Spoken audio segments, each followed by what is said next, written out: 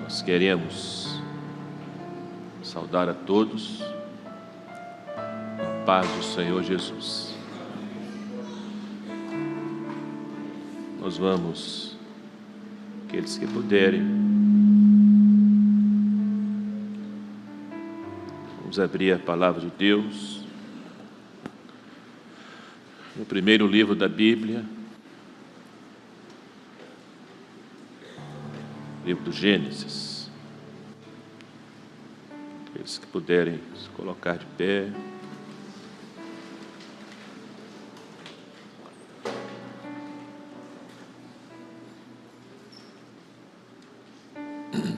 Eu não sei se tem como diminuir um pouco a ventilação do ar, porque estou com a garganta um pouco debilitada.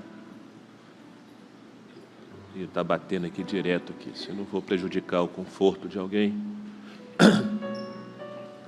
Gênesis capítulo 36.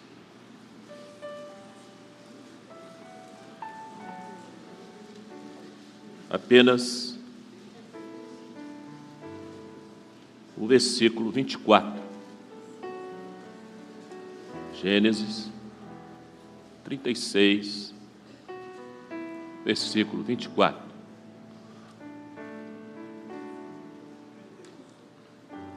Esses são os filhos de Zibeão: Aiá e Aná.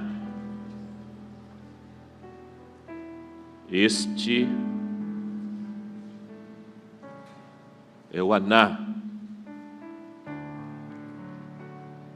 que achou as caudas no deserto,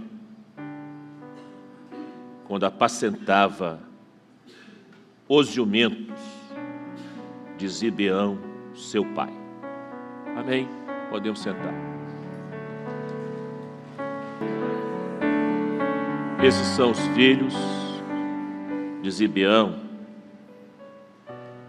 Aiá e Aná. Este é o Aná que achou as caudas no deserto, quando apacentava os jumentos de Zibeão, seu pai. A psicologia moderna diz que o homem é resultado, ele é fruto do meio que ele vive. Porém, a Bíblia discorda disso. A Bíblia tem vários exemplos que quebram esse conceito e esse paradigma. O capítulo 36 do livro de Gênesis traz a árvore genealógica de Esaú, chamado também de Edom.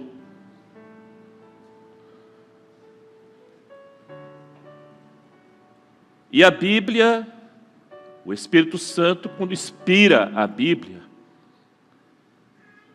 ele não gasta muito tempo e não dispensa muita atenção para aqueles personagens que não atenderam o projeto profético da salvação. Mas Esaú era um príncipe.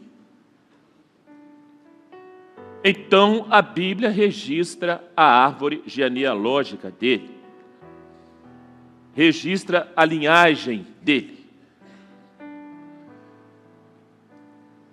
A Bíblia diz que Esaú foi profano. É uma palavra forte, é uma palavra pesada, mas é a verdade. Ele foi profano, a Bíblia diz, porque ele desprezou,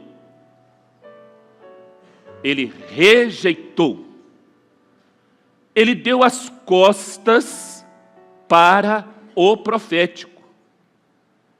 Ele, como primogênito, ele teria direito a bênção dobrada. Era a bênção do primogênito. O que era a bênção dobrada? A bênção dobrada era, ele ia herdar a maior parte dos bens materiais do pai, mas o melhor não era isso. O melhor é que ele herdaria as bênçãos da aliança de Deus com Abraão. Mas isto para Esaú, as bênçãos da aliança, as bênçãos espirituais, aquilo que era profético, aquilo que apontava para o eterno, não tinha valor para ele. Ele não deu valor a isso. Ele desprezou completamente isso. E ele trocou as bênçãos da aliança de Abraão por um prato de lentilha. Ele trocou a bênção de Deus.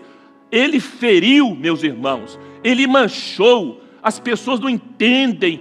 Muitas pessoas não entendem que Deus leva as coisas a sério. Nós é que não levamos. Ele feriu, ele manchou a profecia sobre Jesus.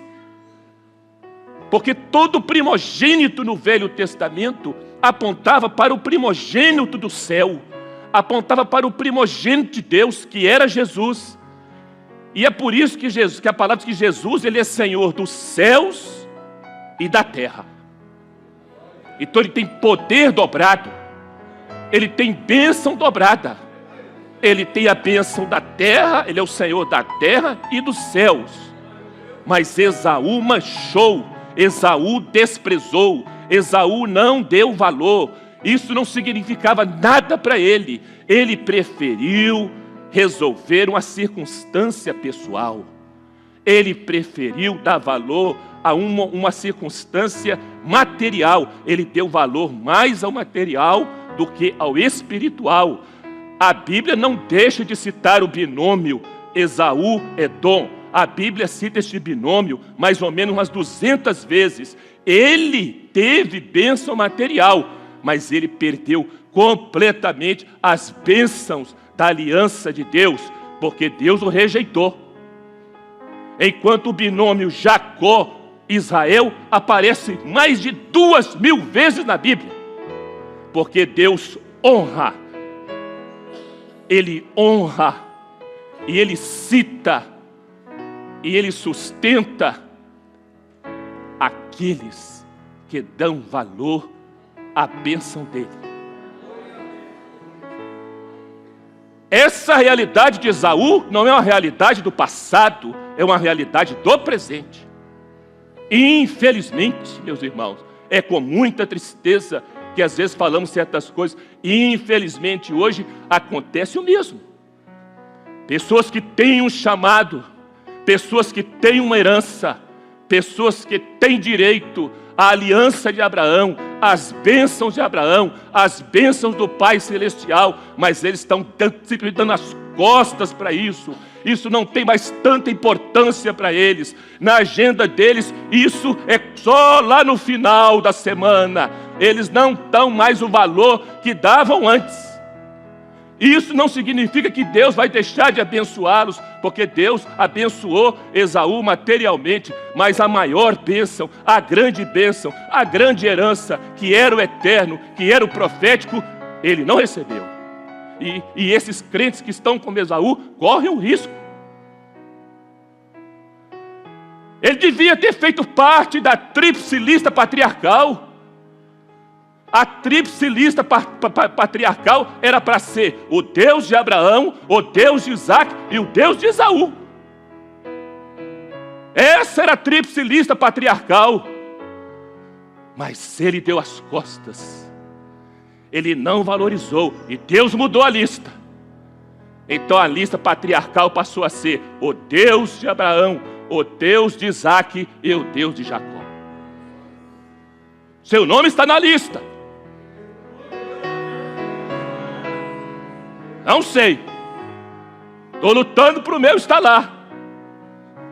Mas aqueles que são fiéis, aqueles que estão valorizando a bênção, aqueles que estão valorizando o profético, aqueles que estão valorizando a profecia, seu nome está na lista. Não é pastor que põe, não é presbitério que põe, não é seminário em Manaim que põe. Não, é Deus que põe. E é Deus que tira. Isso é sério. Portanto, o exemplo que ele deu foi o exemplo de um profano. O exemplo que ele deu foi de um homem que deu as costas para Deus. O exemplo que ele deu para a sua genealogia, para a sua linhagem, foi de um homem que não valorizava a bênção, o profético. Esse é o exemplo que, infelizmente, alguns estão dando dentro das suas casas para os seus filhos. Se ele deu esse exemplo, muitos seguiram o exemplo dele. Sua linhagem seguiu o exemplo dele. Tanto é que dele veio os amorreus, que se tornaram inimigos de Israel. E a Bíblia, meus irmãos, o capítulo 36 de Gênesis é um capítulo enjoado para ler. Você não encontra nem os grandes pesquisadores, os grandes homens que escreveram sobre a Bíblia, que se debruçaram sobre ela, que estudaram a Bíblia. A vida deles foi estudar a Bíblia. Não encontra nenhum escrito sobre o capítulo 36 de Gênesis, porque é só um capítulo mesmo, dizendo assim: fulano gerou Beltrano, que gerou Ciclano, que gerou Beltrano. Aquilo com a misericórdia de Deus em deixar registrado a genealogia dele. Mas de repente, no meio da genealogia deste profano, desse homem que deu as costas para Deus, que não valorizou a bênção de Deus, vai se abrir um parêntese. Vai se fazer uma observação. Sabe por quê? Porque a graça de Deus nos dá o que nós não merecemos. Nós achamos que merecemos, viu? Eu de vez em quando, lá no fundo do meu coração, eu acho que eu mereço alguma coisa. Talvez seja só eu. Achamos que merecemos mais bênçãos. Achamos que não merecemos passar por esta luta. Achamos que não merecemos passar por esta dor. Achamos que não merecia acontecer isso com alguém, não era dos nossos planos, mas aconteceu. A graça de Deus nos dá o que não merecemos. Não merecemos a presença de Deus, meus irmãos. Não merecemos a glória dEle. Não merecemos a santidade dEle. Não merecemos a bênção dEle. Não merecemos louvá-lo. Não merecemos falar línguas estranhas. Não merecemos dons espirituais. Não merecemos batismo com o Espírito Santo. Não merecíamos estar aqui, mas a graça de Deus nos dá o que nós não merecemos. É a graça dEle. Eu vou insistir, é a graça dEle.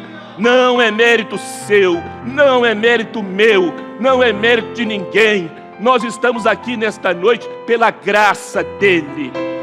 Sentimos a presença dEle pela graça dEle.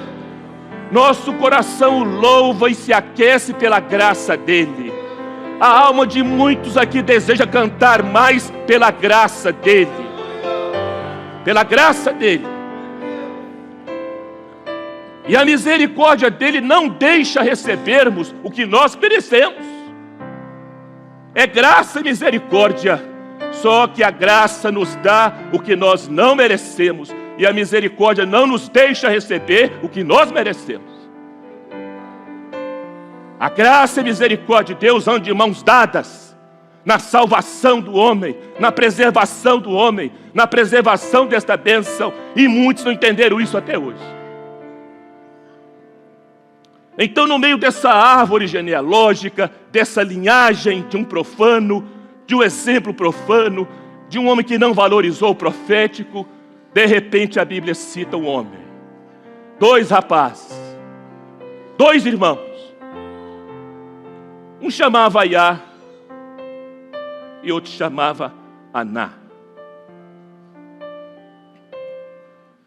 Seus irmãos prestaram atenção, chegaram à mesma conclusão que eu.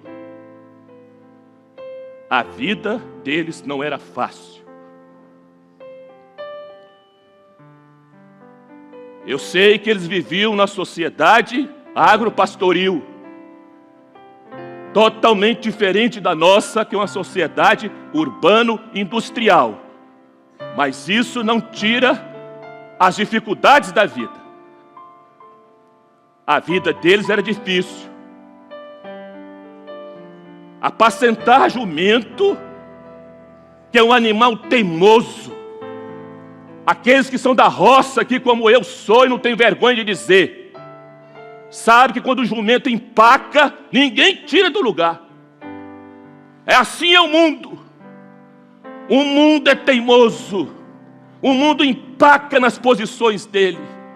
O mundo empaca na religiosidade dele. As pessoas são teimosas com religião. As pessoas resistem ao Espírito Santo. As pessoas são teimosas com relação a Deus. As pessoas já têm os seus conceitos. Elas têm as suas posições. E não adianta querer tirar do lugar, porque você não tira. Só tem um que tira, que tirou, me tirou e tirou você também, que é o Espírito Santo. Não adianta discutir, não adianta argumentar, não adianta apresentar cultura. O mundo é um mundo teimoso, e além das pessoas serem teimosas, o mundo é difícil, meus irmãos. O mundo não é um playground, o mundo não é uma colônia de férias, o mundo é difícil. A vida é difícil. A vida tem campos floridos? Tem. A criança, quando nasce, é um campo florido. A vida tem vales? Tem.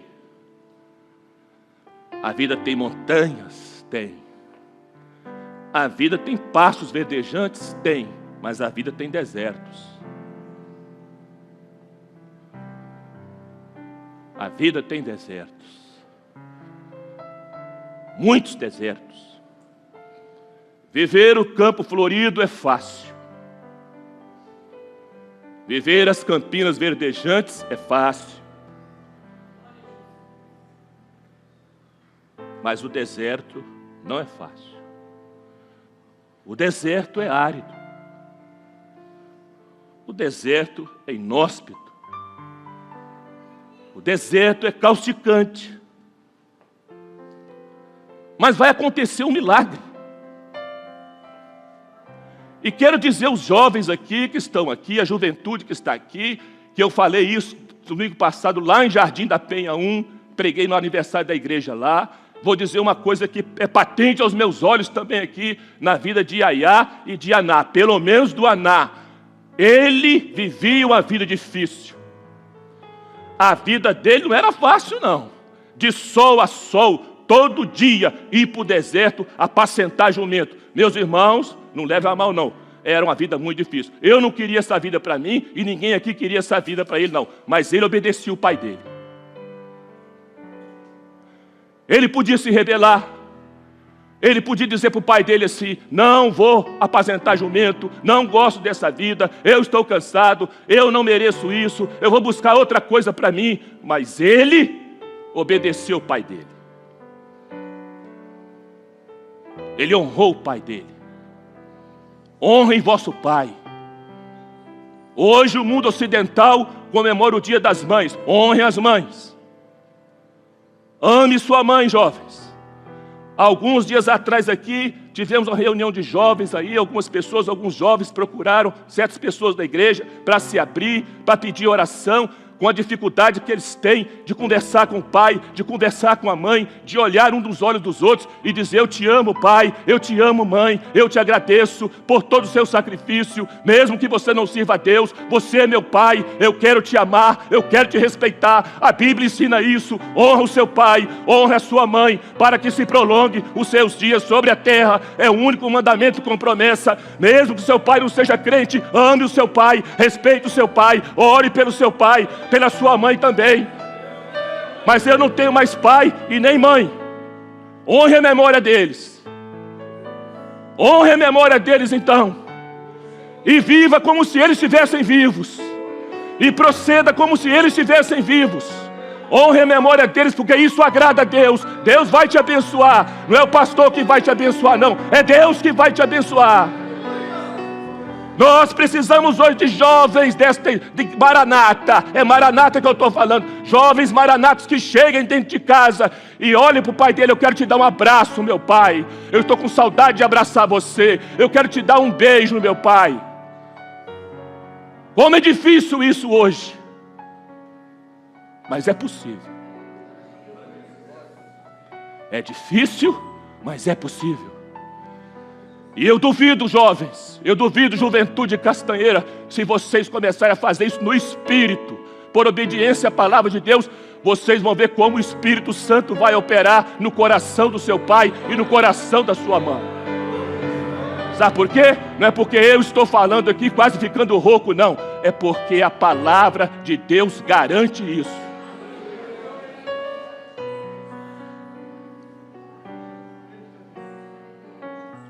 Aconteceu um milagre. Por que não aconteceu com Aiá? Não sei. A Bíblia diz o seguinte: amei Jacó e aborreci Esaú. Por quê? Deus não dá satisfação. Eu não sei explicar. Se alguém sabe, venha falar comigo. Eu não sei explicar a soberania de Deus. Ele é soberano. Eu sei que a Bíblia diz que no meio dessa genealogia, toda dessa linhagem, esse Aná, que tinha uma vida difícil, dura, aconteceu um milagre. Meus queridos, nada na Bíblia está por acaso. Nada está por acaso. Nenhuma vírgula está por acaso. Jesus está profetizado no Velho Testamento. Todo o Velho Testamento profetiza Ele. E no Novo Testamento Ele está revelado. Um belo dia, este Aná vai ter uma experiência que ele não esperava. Ele achava que aquele dia ia ser como os demais dias, sol a sol, apacentando o jumento. Mas diz a Bíblia que este Aná achou caudas no deserto. Todos aqui sabem o que é caudas. Poços de caudas, caudas novas. Então ele achou um poço. Ele achou uma nascente no deserto, meus irmãos. Deserto não é lugar de nascente. Deserto não é lugar de águas termais. Mas diz a Bíblia que ele achou. Ele encontrou um poço de águas. Ele encontrou águas termais. E a Bíblia diz que a partir daquele dia, o nome dele não era só Aná. A experiência dele passou a ser o sobrenome dele. Quando as pessoas olhavam para ele, diziam: este é o Aná encerrado. Não, este é o Aná que achou caudas no deserto.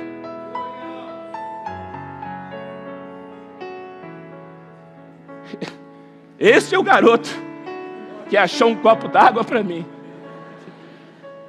Muito obrigado, meu querido. Os diáconos fizeram, você vai ser diácono. Como é que é seu nome? Vinícius, muito obrigado, Pai do Senhor. Onde que eu estava mesmo? Não, eu sei onde eu estava, eu quero saber. A experiência dele, essa experiência que você passa a se ler como se fosse nada, passou a ser o sobrenome dele. Este é o Aná que achou caudas no deserto. Este é o Aná que achou um poço de água no deserto. Este é o Aná que achou a nascente no deserto.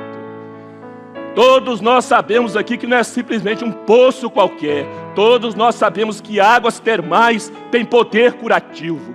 Todos nós aqui sabemos, médicos estão aí, pode me corrigir. Todos nós aqui sabemos que águas termais rejuvenescem a pele. Todos nós sabemos que águas termais revigoram o corpo. Todos nós sabemos que águas termais curam várias enfermidades. Ele, quando agora o dia continuava difícil para ele, a vida continuava dura para ele, mas quando ele tinha sede, quando ele precisava renovar as forças, quando ele estava sem esperança, quando ele estava cansado, ele agora sabia onde tinha um poço, onde tinha uma nascente. O irmão dele não sabia, mas ele sabia.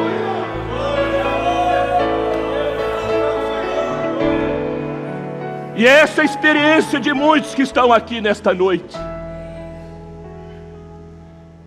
É uma pena quando você perde esse sobrenome.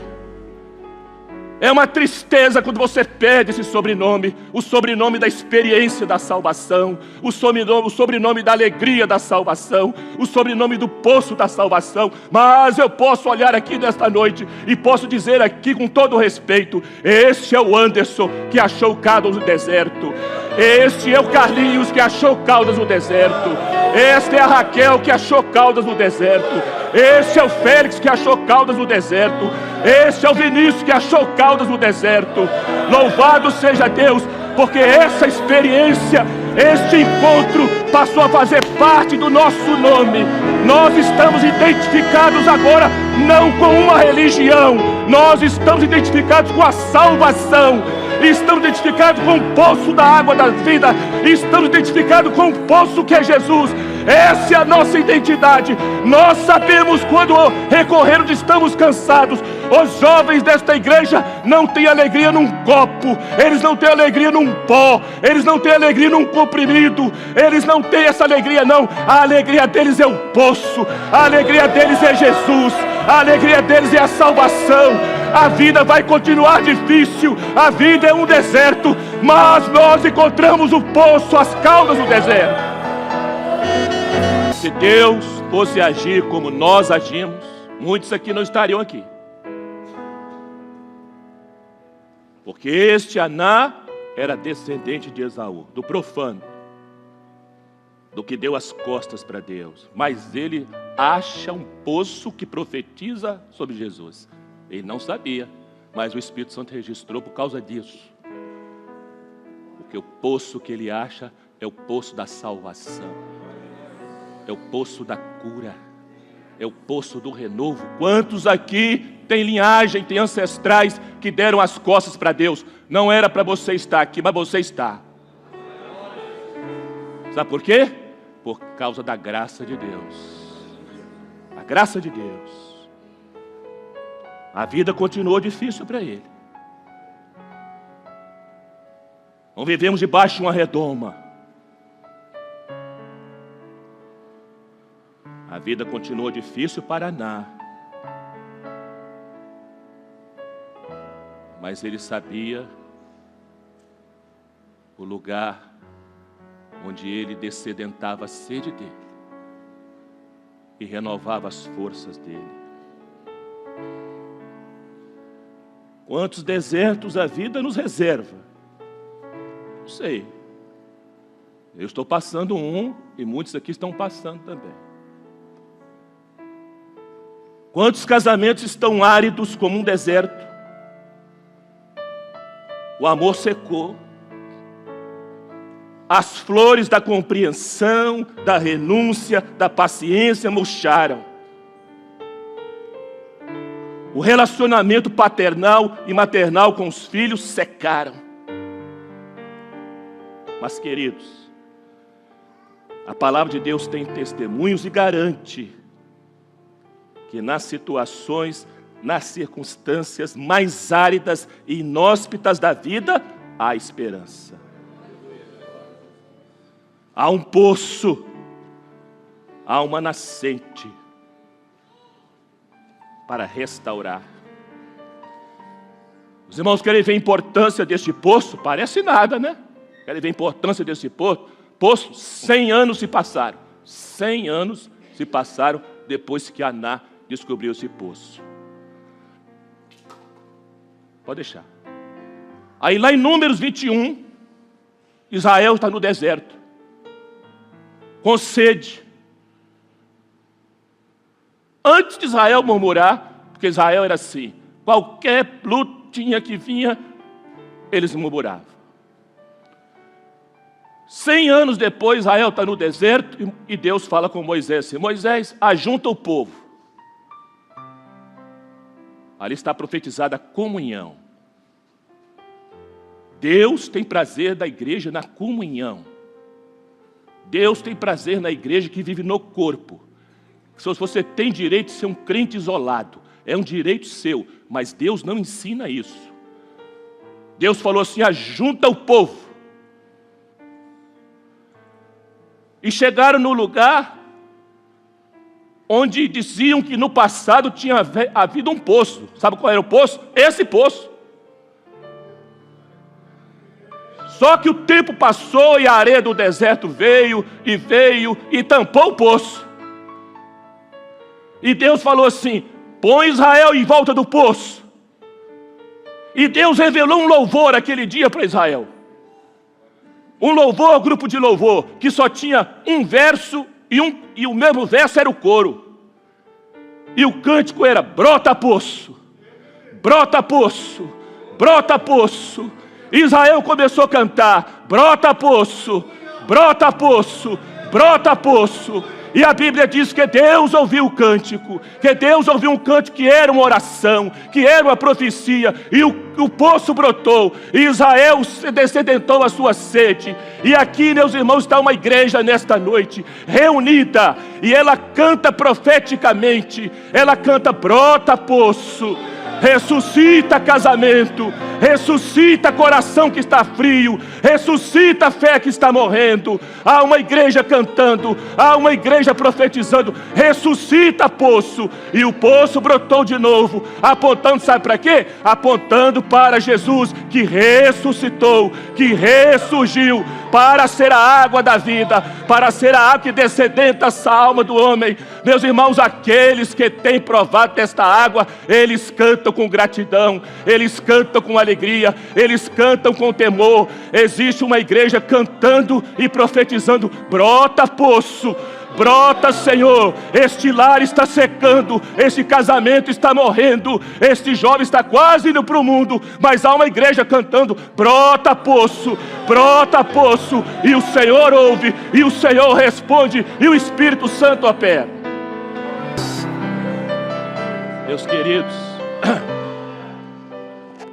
já estamos quase encerrando, viu? Não vamos atrapalhar o compromisso de ninguém. Aná, o nome Aná, significa resposta. Ele achou o poço porque ele precisava de uma resposta. A vida é isso, meu Deus. A vida é só dureza. A vida é só dor. A vida é perder o que mais amamos. A vida é enfrentar uma luta dia e noite. Deus respondeu para ele. A alma quer respostas. Nosso coração quer respostas. Quantos anos você está orando por uma resposta? Quantos anos você pergunta ao Senhor por quê? Eu tenho 15 meses que pergunto por quê. Aí alguém um dia falou comigo assim, com todo carinho: Daniel, você não deve perguntar por quê. Você deve perguntar para quê. Eu falei: onde está isso na Bíblia? Perguntei também com todo carinho: onde está isso na Bíblia? A Bíblia não diz isso. Não é verdade. A Bíblia não ensina isso, meus irmãos. Jesus perguntou por quê. Eloi, Eloi, lama sabachthani. Deus meu, por que me desamparaste? Você tem direito de perguntar por quê. Não é pecado perguntar por quê. A alma precisa de respostas, corações precisam de respostas, e Deus pode responder. Jesus perguntou por quê, mas Deus não respondeu na hora. Como o homem, ele gemeu. Como o homem, ele chorou. Por que me desamparaste? Mas, como servo, ele se entrega. Como homem, ele geme e ele chora. Mas como servo, ele se entrega. Pai, nas tuas mãos entrego o meu espírito. Mas ele perguntou por quê. É fácil pregar essas coisas, mas é difícil viver. É difícil se entregar, meus irmãos. É muito difícil se entregar quando a vontade de Deus dói no coração. É muito difícil. Mas o fim não foi a cruz. O fim não é a sepultura. O melhor estava por vir ainda. E ao terceiro dia veio a resposta. Para Jesus foi ao terceiro dia, veio a ressurreição. A esperança. A esperança, minha irmã. A esperança para a resposta que você necessita do seu esposo ainda, da sua filha, da sua dor, do seu problema que nasceu e você não queria. Há esperança ainda. Ele é a resposta. Ele é o eu sou. Ele é o eu sou o consolo. Eu sou o alento. Eu sou a esperança. Eu sou o perdão. Eu sou o bálsamo. Eu sou o pão. Eu sou a água. Eu sou a cura. Eu sou o Salvador. Eu sou a ressurreição. Eu sou a vida eterna. É só Ele que tem a resposta. E quando o nosso coração recebe a resposta, então tudo muda.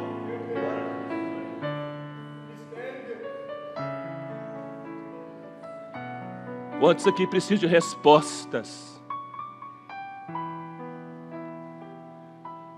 Deus tem a resposta.